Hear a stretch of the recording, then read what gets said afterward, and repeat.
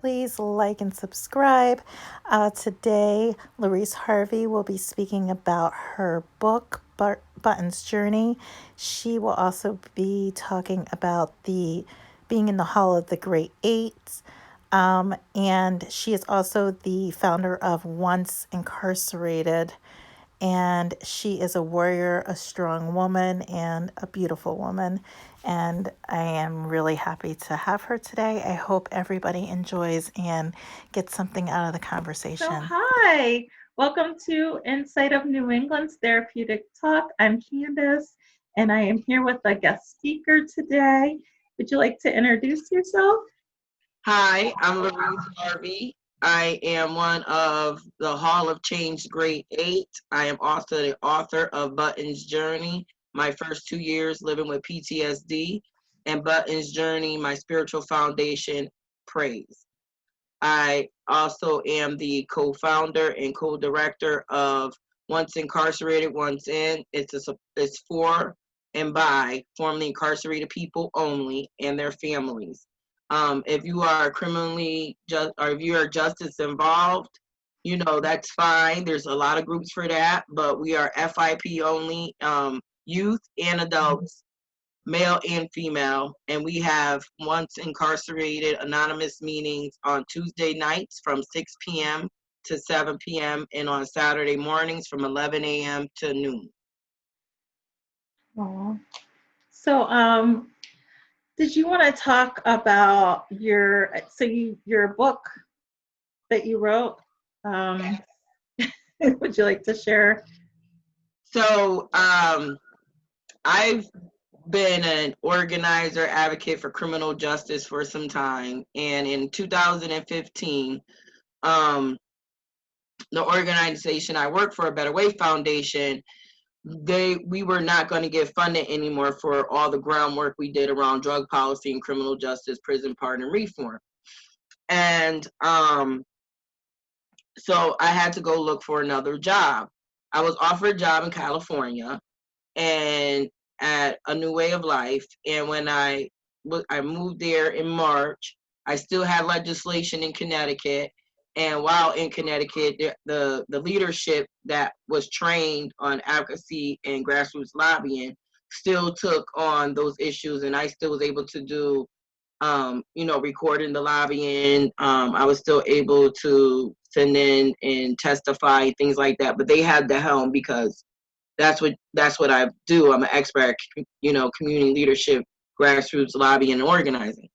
So once I was there, I got there in March, and on June 8th, I just helped one of the ladies that she was going to college, so she got diagnosed with breast cancer, and she didn't want chemotherapy to prevent her from graduating on time.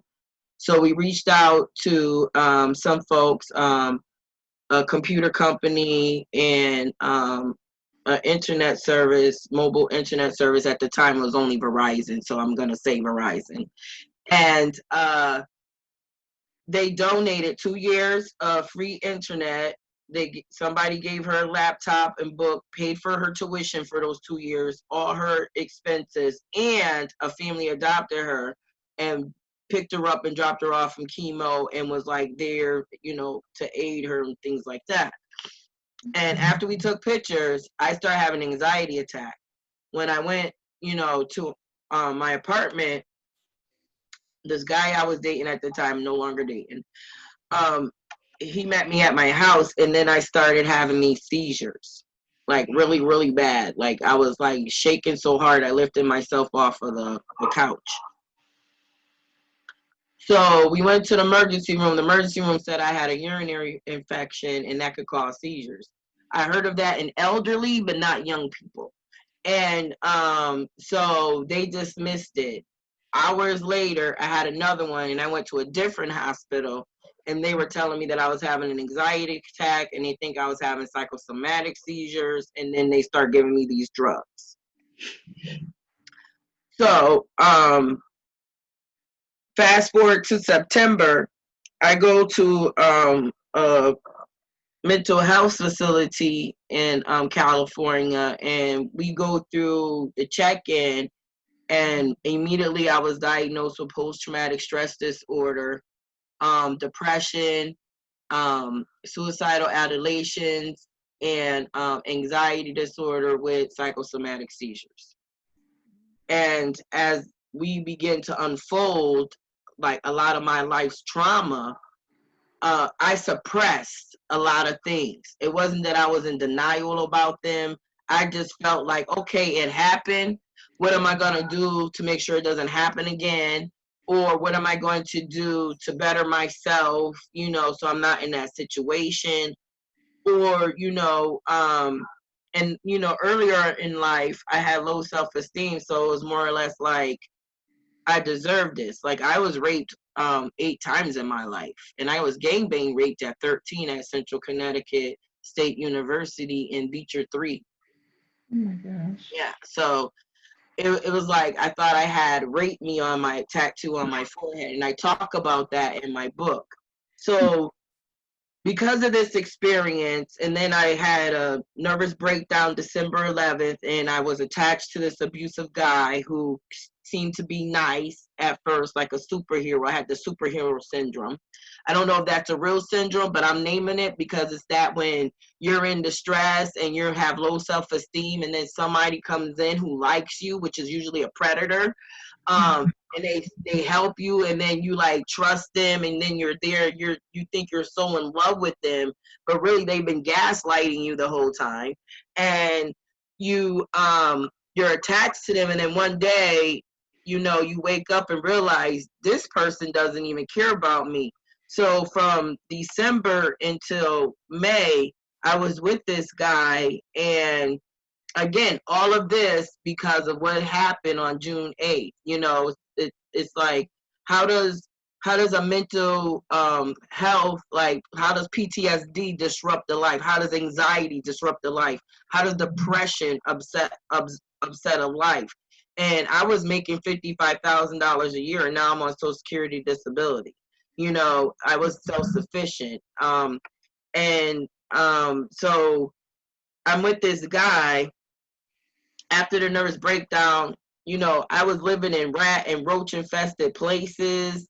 I was like, just lost in California waiting for my lawsuit to come through so I can, better my life and jumpstart again. I was hoping that would do it, but it didn't.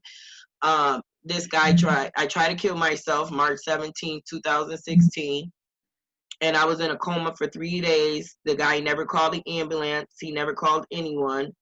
I just happened to wake up 3 days after taking the medicine and went to the bathroom, and it was like, how long was I out? I thought I took like 3 hour nap or whatever, that it didn't work.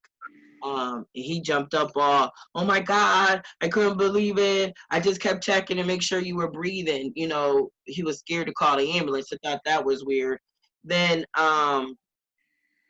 after that, I started to like try to search for my spiritualness because nothing in my reality was real anymore to me, not the real that I understood or knew. And therapy wasn't helping me decipher what was going on because they were just focused on one aspect and not me as a whole person. And so then in 3 days after Mother's Day, May 2016, this guy attacked me, and he almost killed me. And if it wasn't for God, and I say God because I knew I was gonna die. He was choking me to death, and I almost blacked out. And then I heard no, and then I pushed my foot off it. I pushed him off me with my foot. I grabbed my keys and my purse, and I ran out the door, and I called my friend, and she sent me $300, and I traveled from Las Vegas, Nevada to Akron, Ohio to my sister's house where I'm at right now. And when I got here, Portage Path, I had a great therapist there, and Matthew Montana. he was great because he trusted me not to hurt myself or anyone else when I would tell him about my night terrors. When I would tell him about um when I got angry and how I could visualize hurting my niece when she got flipped off at the mouth, or wanting to choke the hell out of my sister when she just irritate me because she don't clean up after herself and she's a grown ass woman, or when I cussed in there, he didn't try to like correct me. He let me be in my emotions, and I, he didn't cut me off when I was like in that moment. He let me flow, and I believe that's what people need. They need to be able to flow without the fear of you're going to have me locked up on 72-hour hold. Just because the way you were raised and how you see the world and the way I was raised and how I see the world don't match up. You can learn from how I saw the world and trust that I'm not going to, I had to sign, these papers and all that stuff. But yeah, that's like how it all happened. But the book talks about that journey. Button's journey, my first 2 years living with PTSD, what I wrote in there were excerpts of like moments of chaos that I wrote in my journal, so that you can see and read for yourself. On the 17th, she was good, but on the 18th, what the hell happened? And it's like people don't understand because they don't see that mental breakdown, but it happens internally. Mm-hmm. So you think the therapist, like, what's your advice to therapists then? Do you think like they should be doing more contracts with people? Or do you think it's more of like a cultural problem that a lot of therapists have? I think it's more of a cultural problem, and stereotypes in their own implicit bias that they don't even know that they have, and they try to say that they don't. But the minute I say I was gonna beat my little nephew's ass because that little 3-year-old bastard, and it's like, oh my God, child abuse, and it's like, no, that's how the fuck we talk. Right. I'm granted not every Black person, but if you grew up with a lot of kids in your family, and it don't matter. Like, I grew up in a 2-family household. I did not just grow up in the projects. You know what I'm saying? So I got a little bit of, I call it bougetto. I'm bougie and ghetto, so I'm bougetto, and I'm intelligent. So it's like it this is real America. We're not just one way anymore. And all my cultural life is enmeshed, and it's enmeshed in my family too. But yeah, like I heard white women who grew up in the hood be saying, "You little bastard, I'm gonna beat your ass." It's the culture of your environment, not necessarily of your skin. I'll say it like that. Right. Yeah. Because sometimes people can jump to conclusions that like there's child abuse or that you're going to do something, but that's not really the reality. No, it's not. It's more or less like, just get it off my chest. So like Right. my daughter, she says the same thing. She just does it in a calmer voice. When she talks to my grandkids, she said, listen, they like when they get picked up, well, not after school anymore, it's homeschooling now, but in the car, she'll have them in the car and she'll say, listen, I got 2 calls from one from each of y'all teacher, and they'll talk about it in the car. And the last thing she says to them is, you keep this shit up and I'm gonna whoop your motherfucking ass. And then they get out the car. But it's all calm, it's explained, it's broken down, but the threat is there. You gotta do the threat. I don't understand what's the damaging of the threat. The threat keeps them in line. That don't mean you're gonna act on it. You threat people every day. Road rage, for example. How many people got road rage about color or culture? Driving class, if not, get off the, who gave you your license? That type of stuff. Fingers, it's if they look at more as it being a cultural commonality, like, doing certain hand gestures in another culture means other things. I won't go there, but it's just that we use our words in our hands. Like, I talk with my hands a lot. I should probably keep my hands down. But yeah, I think what I would say to therapists is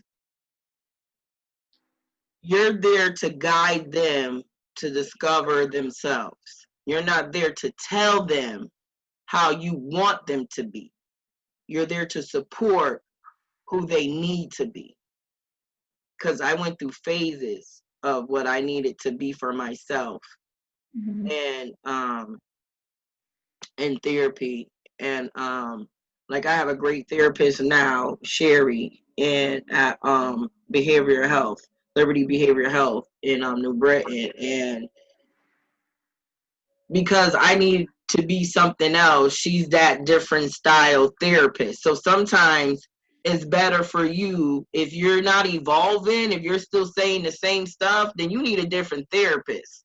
If you're still stuck on mommy and daddy issues, then you need a new therapist, because that means they're not letting you work that out on and like really dig in. Like, I had to learn tapping, to I had to breathe in meditation.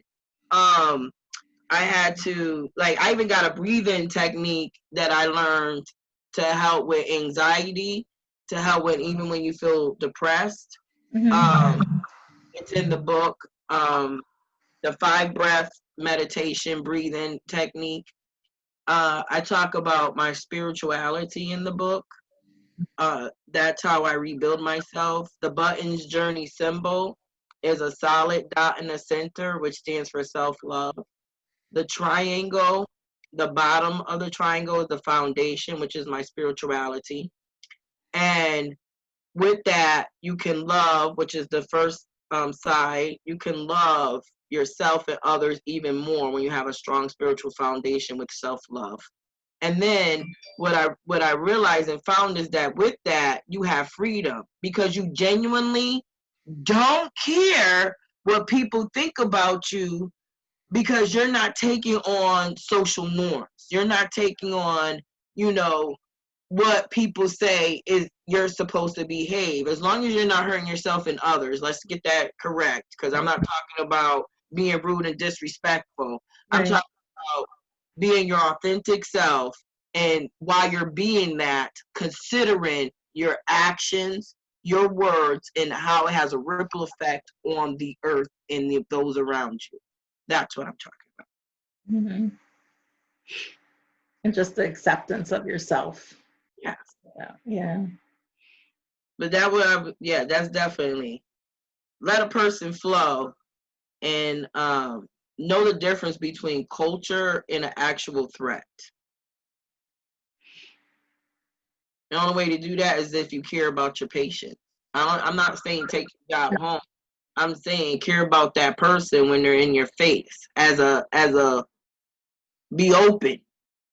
Even if you're conservative, even if you have, strong Catholic, Christian, Baptist, Muslim beliefs, when that client is in front of you, you are none of those things. You are a soundboard for that person. And then the best thing you can do is chuck back at them some helpful coping skills. That's all my therapists do. They gave me helpful coping skills, and they asked me some deeper questions than I didn't ask myself, like after I downloaded. Those were like the best things. And I'm real comfortable, as you can see. Like, I know this is a professional meeting, but I'm sitting here, done leaned in, got my hand on my face, or my face in my hand, and I'm comfortable because I believe America is tired of fake. Let Hollywood be in Hollywood, and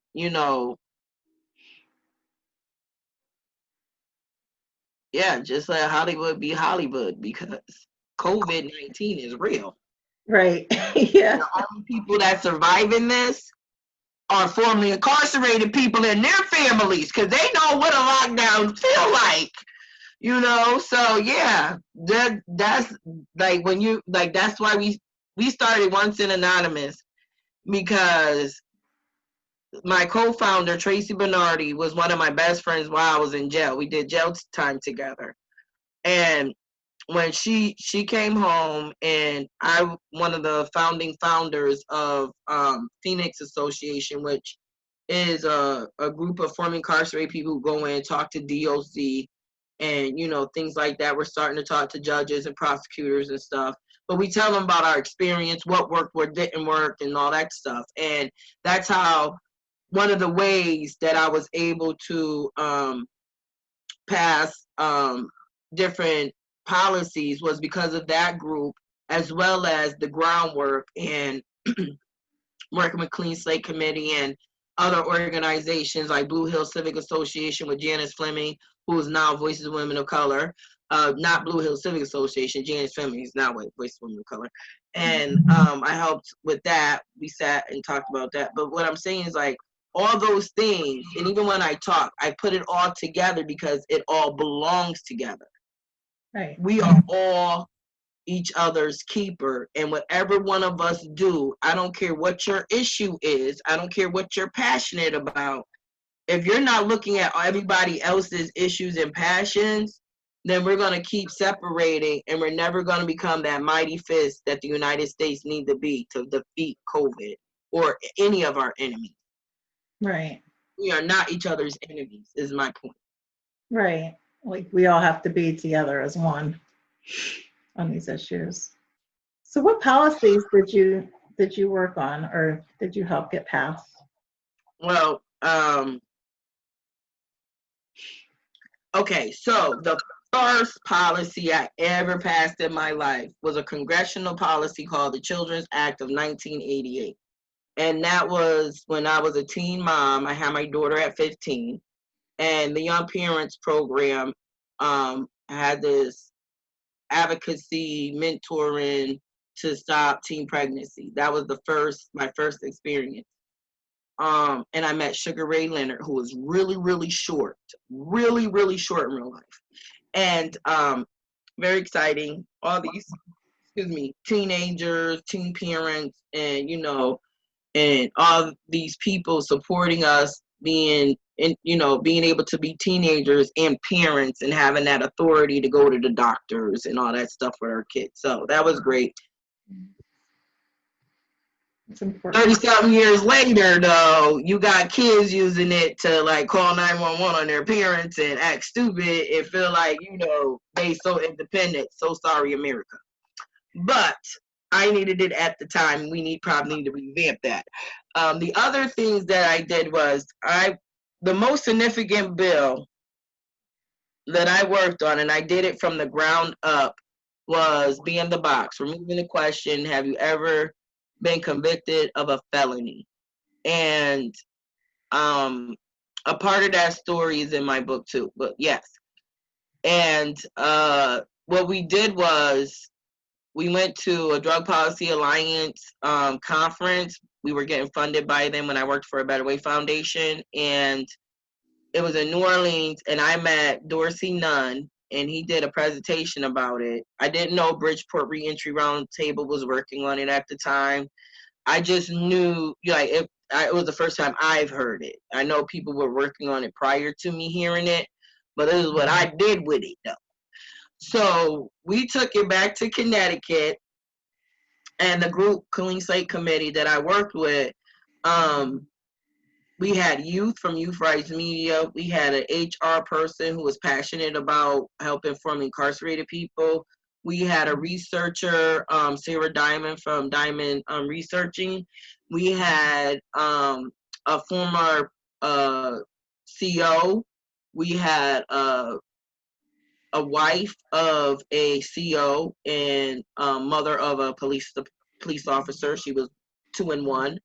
And then we had, justice involved people and some of their families. So we had and some business people. We had a lawyer, Peter Goslin, who helped us write the legislation and made sure there were certain things so that if there was violation, lawyers can sue companies for violating that law. So we did it as an ordinance. Norwich did it first, thanks to Jackie Karen. I don't know what her new last name is, but she was Jackie Karen was an alderwoman, and she took up that issue. Then we went and did it in New Haven. We tried it in New Britain. They didn't want to do it. We did it in Bridgeport. We did it in Hartford, and we still tried to do it in New Britain. And guess what? New Britain still doesn't have it, and that happens to be the top person. And I just don't understand why New Britain doesn't have one. But you know, whatever. They should have been the first one. They probably will do it now that I'm, you know, in the Hall of Change. You know, people like prestige and not do what's right because it's right. They do it because it makes them look good. You know, politicians want one thing, to be reelected. Remember that always. So that's like my little golden nuggets when I talk is because I'm free. That's that freedom. That's that other thing. But yeah, being the box, I was in college. I was going to, well, now it's called the University of St. See how much stuff has changed in my lifetime? Like just the 20 years of my career, 21 years of my career. Even college that I went to has changed. It's now a university. It used to be St. Joseph College for Women. And it was in 2009. So my classmates, my social worker classmates, helped me pass out flyers. They took it back to their networks. They would take stacks of flyers for Thanksgiving to talk about Ban the Box and the cost effectiveness and communities hurting. Like, they took my message everywhere. The crushed female football team made phone calls for Ban the Box. That's why it was so huge, because I developed a strategy. It was called a AAA strategy, where if you had 250 community leaders in each of the 8 counties of Connecticut, then you can impact legislation. And that's what we did. And I remember we did a press conference, and Governor Rao said to a Black female, and I'm saying this on purpose, Black female single mother whose father was struggling with substance abuse issues, but you know, back then you just went to jail for a drug-free school zone. And he was coming home, and she was concerned about his ability to get a job to maintain the help with the family. She had her own degree. She was a therapist. And, you know, this wasn't no I'm on welfare mom kind of thing. This was, they had a real family situation. He's a college graduate, you know, he's in a fraternity. This was like, you know, about, you know, substance abuse disorder, not necessarily about some drug addict, drug dealer kind of bullshit.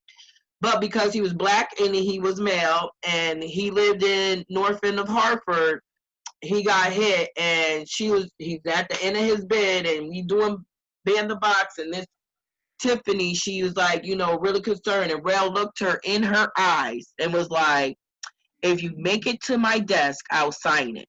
So we got it to her desk, unanimously out of the House, unanimously out of the Senate, on her desk, and she vetoes it. And it was a bipartisan bill. It was the first bill I ever did bipartisan. And I did it with community people, by myself, my own lobbying style and all that jazz. And, you know, Betty Gallo, I went to her training, and thank you so much for teaching me, you know, the foundations of lobbying. But I took that and was like, the community can do this, because we are all advocates as constituents and a registered voter, or even if you're not a registered voter, just as so. What we did was everybody called, and then I got it on the special session where they deal with veto overrides, and nobody could believe she lied to that woman, and then she vetoed it, and nobody could believe it. But the hard part was getting Republicans to maintain their vote. So it passed, but some Republicans refused to go against their own party, you know. And I think that's stupid, because when it comes to human impact and human lives, it shouldn't be a party decision. It should be a human decision. And I'm not a Democrat or a Republican. I'm independent, and I'm the voter you trying to get to vote for you, okay? So convince me. I educate, and out of all these things, I created a toolkit. And so I have a toolkit for like I could train the trainers and they can use it. It's good for kids and adults. Homeless people can use it to self-advocate for themselves while they're in the shelter and advocate for them, understand what people are saying when they say certain phrases to you because they bias. Yeah, so be in the box, but I did drug free school zones. I did decriminalization of marijuana, medicalization of marijuana. I did brought back good time. We changed a lot of, I think there was over 50,000 pieces of laws that had to be refurbished in order for us to really become a second chance state. I did PREA, the Prison Rape Elimination Act. I testified about being raped in prison. That's in the book too. That experience. And I did environmental justice stuff. I did access to Narcan, Save a Child. I passed over 75 pieces of legislation and made sure that Hartford, New Haven, and New Britain got educational funds for their public schools every year in the budget.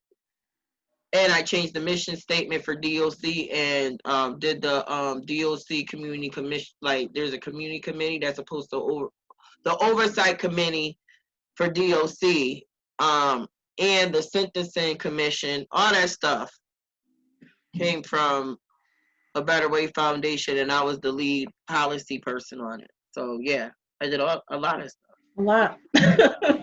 Environment, how people accept formerly incarcerated people is because of what we did. Yeah, I know it's a lot. Go ahead, ask a question or don't. So what work needs to be done now? Wow, I'm glad you asked. Let's talk about what are we doing now? So, with COVID in the prisons. There's a special session in Connecticut coming up, and they're not putting anything on the special session agenda around incarcerated people and COVID-19.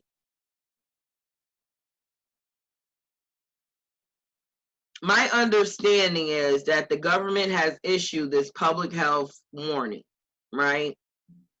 If it's a public health warning, then in Connecticut's prison system is a public system. If the public demands that people who are low-level threats getting ready to go home under a year, they should be released, then let them be released. Because it's not, they can die inside custody. And then you're looking at lawsuits left and right because are they getting the treatment they deserve? No, they're not. And then you're putting them in an overly populated prison already because we complained about they being in Osborne. Oh my God. Northern. Yeah. And so to me, the thing we should be working on now, like in Connecticut specifically, anybody across the country should be demanding that 1 year or less if they're COVID positive. And again, like I said, and I don't mean, oh, they don't have a violent crime. Bump that, because somebody with a violent crime might be a violent crime through circumstance like domestic violence or self-defense, and there ain't a self-defense law in Connecticut. So if people with low bonds, petty crimes, like let people go. Let them be home. If they're gonna die, I don't want to die in a cell. Let me die at home, my family. If I can get better at home, then give me a court date. And if I get sentenced, send me back. Now I'm your property. But I think everybody who's unsentenced, who does not have, a murder, manslaughter charge, robbery, first degree, home invasion, let's just name all the scary stuff out there, right? If they don't have one of those kind of charges, I think that everybody should be able to go home, and then that way DOC can control and keep the public health, issue, and be more efficient and effective in eradicating COVID-19 inside the prison. Because and then you got all this modern day technology. If you're still so scared, Put an anklet on everybody. Give everybody one of those big old beeper things that they got to carry around with them that look like a VHS tape. I'm just saying, make them zoom you. You know, you can zoom, you know, make them zoom you. You know, tag their phones. You can track phones now. Give them a phone that they can track. You know, Obama phone, for God's sake. FBI can hook you up. I'm just saying, there's just so many other things that can be done that keeps the community safe, holds them accountable, and also helps with the public health issue at hand with COVID-19. Another thing people should be working on, constantly working on, is eradicating the 13th Amendment exception clause. Our prison system, as we can see how they're treating people with COVID-19, is a slave system. We need another amendment that says we remove the exception clause to the 13th Amendment that says if someone is convicted and incarcerated, they can serve. They can be of servitude. No. How about we eradicate that, pay them at least a $10 an hour job, and I bet you won't be that many people going to jail anymore either, and there won't be that many laws created based on behavior and culture, because that's how they entrapped it. Most of their laws are based on the behaviors of minorities, majority Black, African American people, poor people who are Black and Latino, Black and Browns. Our behaviors and I'll be this far. No medicine. The medicine they were giving me were counteractive. I did a DNA test to see what psychosomatic drugs work best on me, and all the medicines they gave me are all the wrong medicines, which actually kept me having seizures and counteract and can cause seizures. So yeah, even the psych drugs kept me sick for a longer time. Right. Yeah. It's crazy. It is. That is crazy. Wow. Yeah, so there's a lot of work to be done still. Well, I mean, I missed a lot. Just think about it. I'm one person, and I had all these experiences, and there are people who only had one of my experiences. And so, how do you help us? Because you're gonna have to help me in a very different variety of systems. You need to make a new system to help somebody like me. But there's a lot more people in my position who are formerly incarcerated and had a life and was successful. Then there are people who are just cuckoo for Cocoa Puffs or totally violent or whatever. Those are real severe issues. We have functioning people with mental illness, and when their mental illness, does what it do, we punish them for it as opposed to understanding them and being considerate. And I think we need to really eradicate some of our social norms because most of America is sick, mentally sick. Yeah. Our systems need to change. It's more than just the systems, girl. Everyone's like, oh, you should love your neighbor as you love yourself. And I'm like, people do. They're showing you they hate themselves because they hate their neighbors.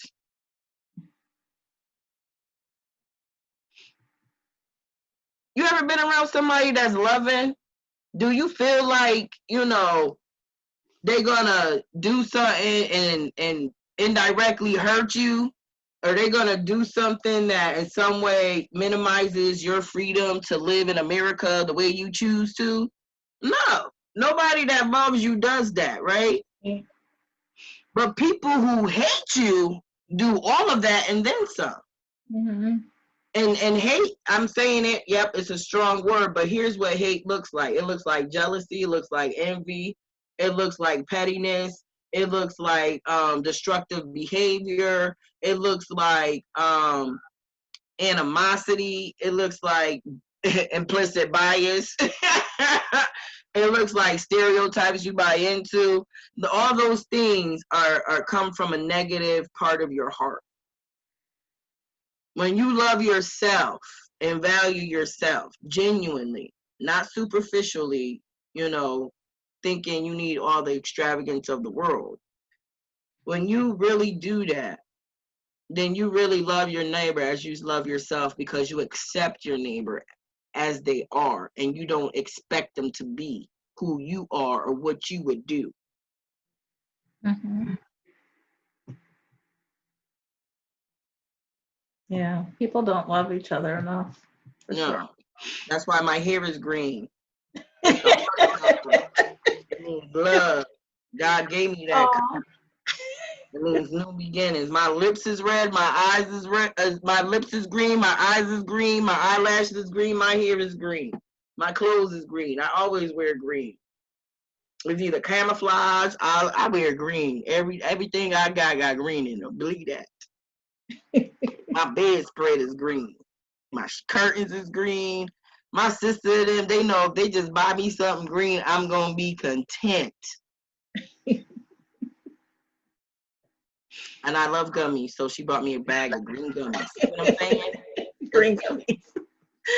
To remind myself to love me. My nails, look, everything's green. Yeah.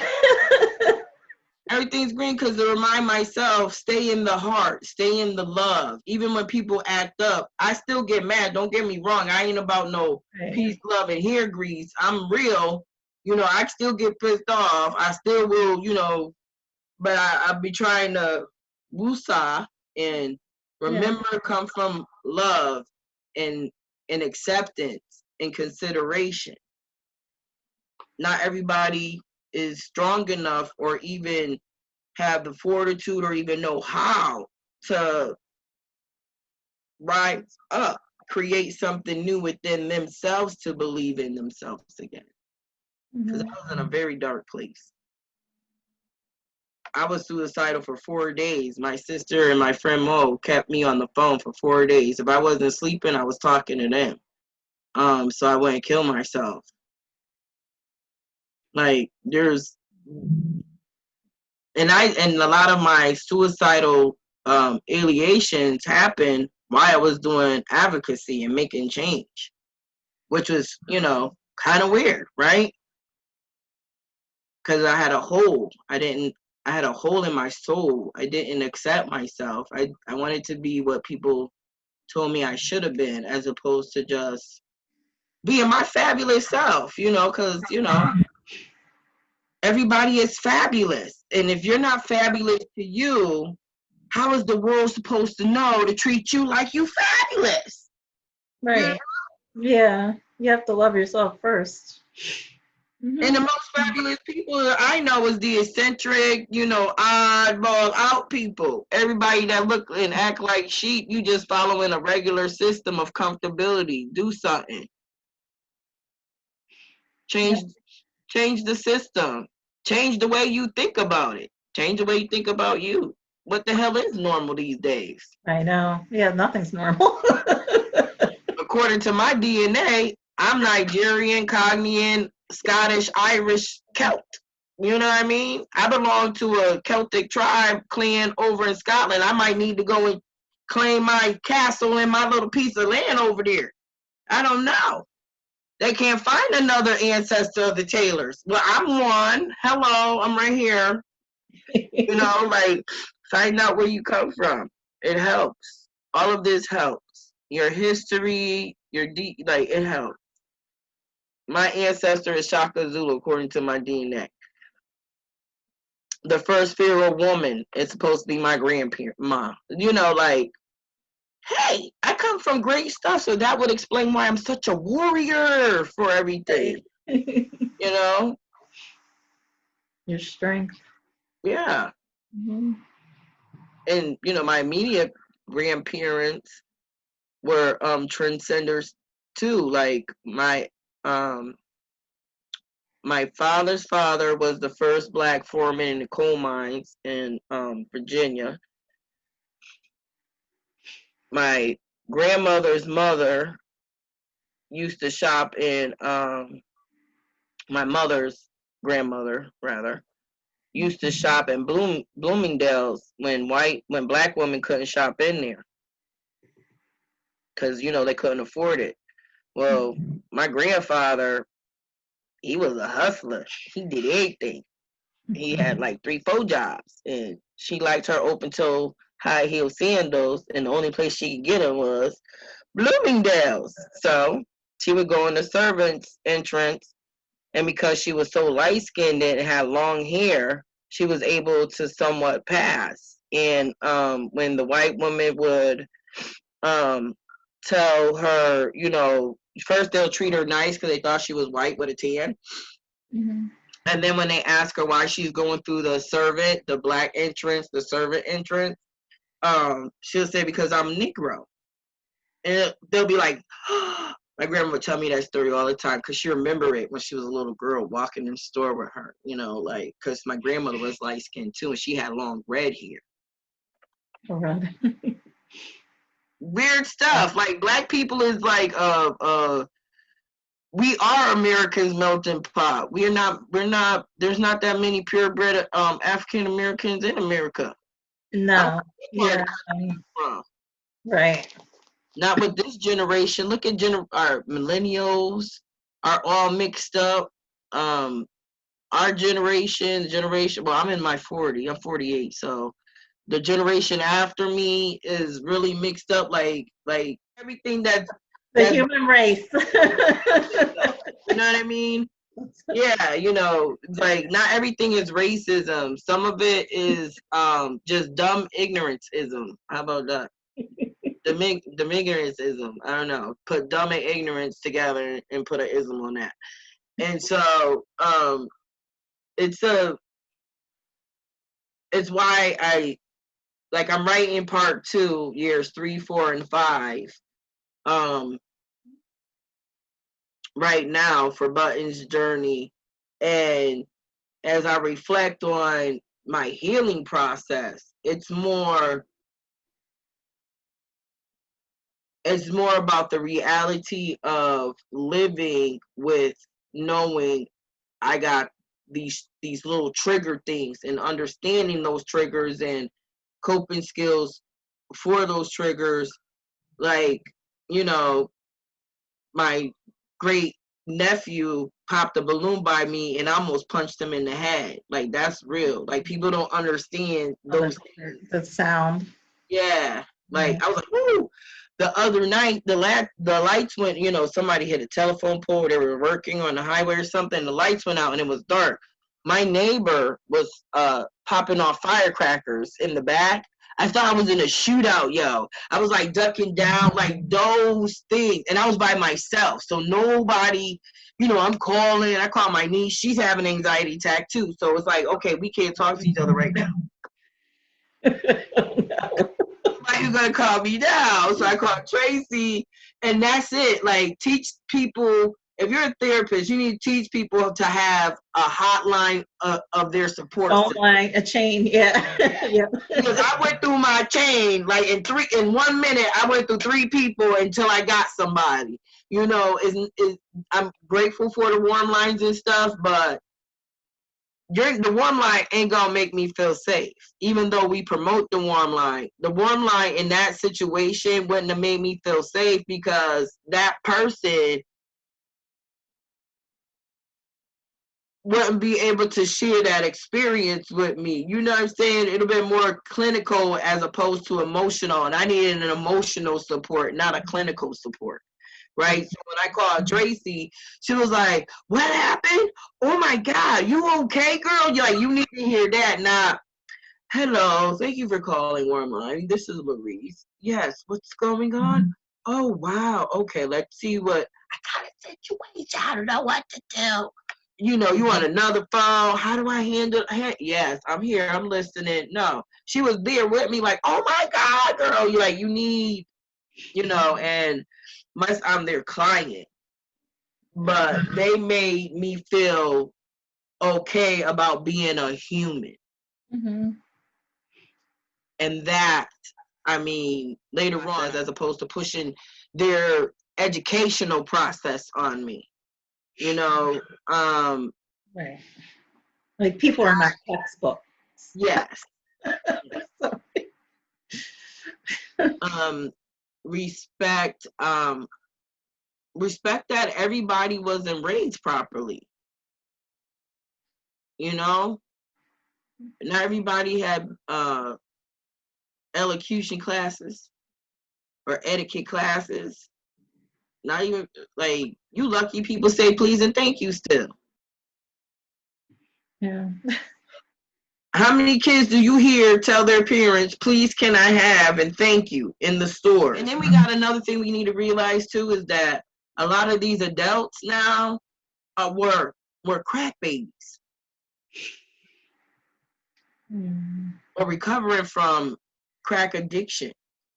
Like, you know, you got the meth, and I don't understand that drug at all. I just don't. But you know, you got those things. So I don't know. Like, there's a lot of work, but we can do it all together. We connect it all together. If we look at it as a big piece, a pie chart, and everybody got a slither, but we're all part of it. So that means in order for my slither, regardless if it's skinny or wide, for my slither to function and be successful, I need the other parts of that pie. So we can be successful as a whole. The great 8. Well, like this is the first ever heard of, and I say this with love. This is the first time America is ever honoring slaves publicly. And I say that, like I said, with respect, because we are all formerly incarcerated people, i.e., former slaves. And somebody recognized that we do a lot more contributing to society than we ever did damaging society. And decided that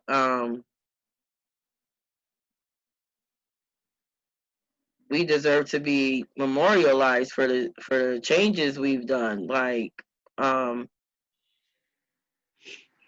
it ran the gamut. There's a gentleman. He is very spiritual. He's a Buddhist. He does sound healing, and that's cool. A minister. A person that does only women's rights. Then there's a person who opened up her own sober house. There's someone who did a lot for addiction and incarceration and re-entry. And then there's someone who's done a significant lot of work too, and is part of Hang Time, who actually gave us this award. And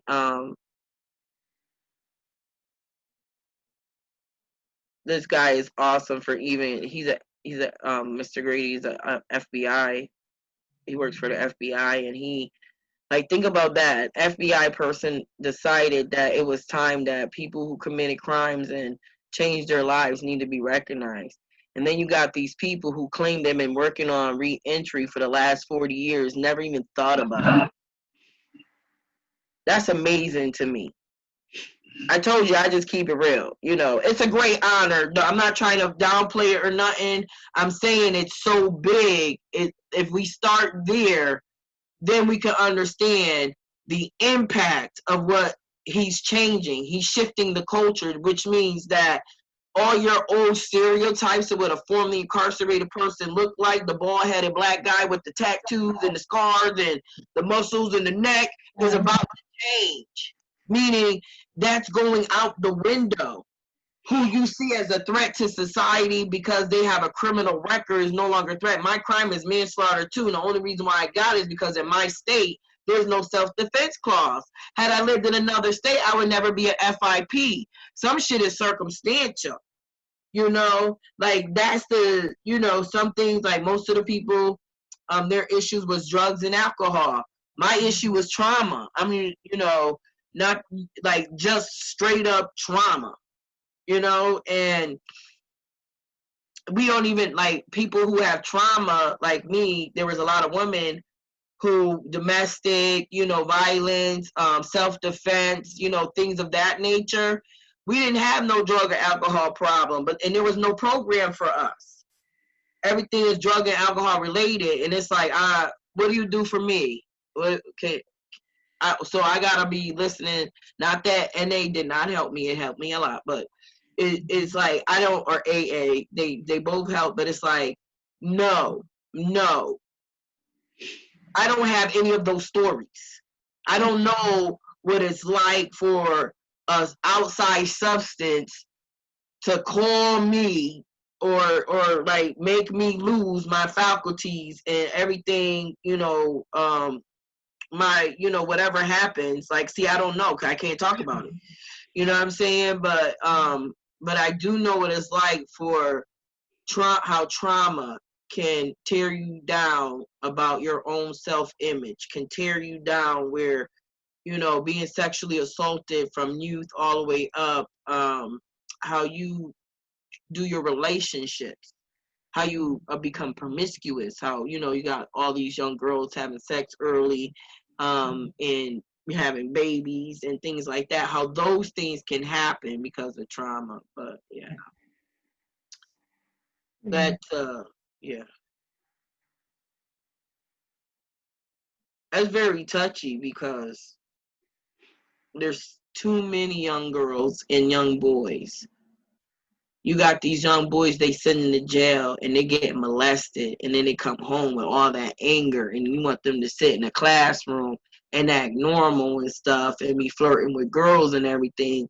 And really, they just trying to make sure you don't find out they was raped. You know what I'm saying? Same thing with those girls. And I don't care about no separation, everything. Where there's a will, there's a way. And, a CEO is a human being who got a job. And sometimes people can get paid off, or because they don't like you, will look the other way. It's human nature. Like, who's protecting the incarcerated people from the staff? How about that? I think the great age, we have a responsibility. I know, like, we should be on billboards to show we've done more than a person who's been in politics and all that stuff for years. All of us have done more than that one politician. All of us have done more than that one nurse or doctor or whoever you think has done a lot and is a hero. We are 8 superheroes, okay? Because we had to overcome not just our own stuff, but society tormenting us for trying to get our lives back, we all should get pardons. I think that too, because, you don't want the people who's memorialized to still have some kind of criminal record. You know what I'm saying? I'm just saying that. And we should be really out there talking about what are the steps that we took for our reentry, and sharing that with people. But yeah, I think we should be all over the place. We should be on CNN, NBC, Fox. We should be everywhere. Oprah should interview us. I'm just saying, it's the first time formerly incarcerated people have been acknowledged to this level, and like we're being memorialized. Like we are the Martin Luther King of our generation, if you will. It took 8 of us, but he was one hand, but he had backup. He had Ella Fitzgerald in the background. He had Rosa Parks holding it down. So that's who we are to this generation, if you think about it, because America has become a society of incarceration and punishment, not and we need to become a society of rehabilitation and consideration. Mm-hmm. Yeah.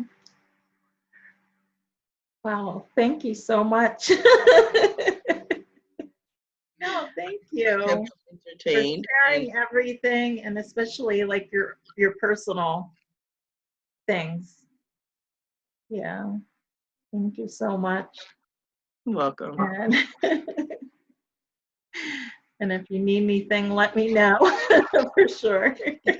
Hi, so I hope everybody learned something new from the conversation, and I hope everybody is safe and well, and may peace and love be upon you at all times. Thank you. Bye.